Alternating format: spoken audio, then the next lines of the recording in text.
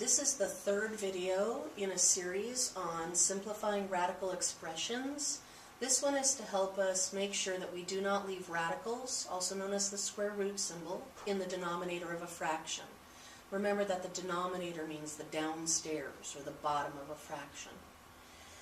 So if I gave you the problem, the square root of 33 over the square root of 11, the first thing I ask myself is, are either of those perfect squares? No. But if I simplified this into one big fraction, does 33 divide by 11? Yes, it does. 33 divides by 11 3 times, and I get the square root of 3. Then, based on the video we did in the second one of the series, we would see, does radical 3 simplify any further? And it does not, so we are done. Here's a second example. The square root of 24 over the square root of 2. Again, neither of these are perfect squares, so I ask myself, if I were to combine these into one fraction, making it 24 over 2 inside the radical, would that reduce nicely? And it does. It becomes 12.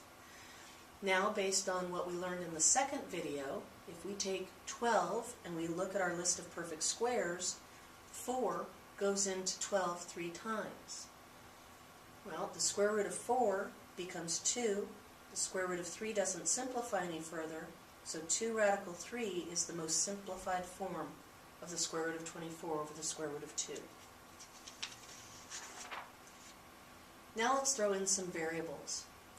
If I have the square root of 72x to the 7th over 4x to the 4th, the first thing is we need to work with our coefficients. So mentally, I'm going to think in my head, what is 72 divided by 4? And it turns out to be a nice integer of 18. Then I go back and I use my exponent rules that we learned. Remember that division is really subtraction. So in my head I'm thinking, well, x to the 7th minus 4 is x to the 3rd. So this originally simplifies to the square root of 18 x to the 3rd, simply by cleaning up this fraction.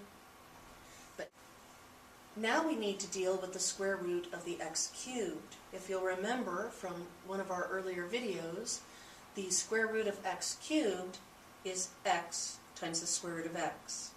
So now what we need to do is combine our two answers from our coefficients and from our variables. The 3 and the x that are on the outside of the radicals stay on the outside. The 2 and the x that were inside the radical stay inside. And so our original fraction here, 72x to the 7th over 4x to the 4th, the square root of that becomes 3x, the square root of 2x. I have 7 problems that I would like you to try today. The square root of the fraction 6 over 49, the square root of the fraction 512 over 81, the square root of the fraction 50x squared over 169, the square root of the fraction 4 over 36x squared, the square root of x to the 3rd over y to the 8th, the square root of the fraction x to the 4th y to the 7th over x to the 3rd y squared, and finally the square root of x to the 5th y to the 9th over x y to the 3rd.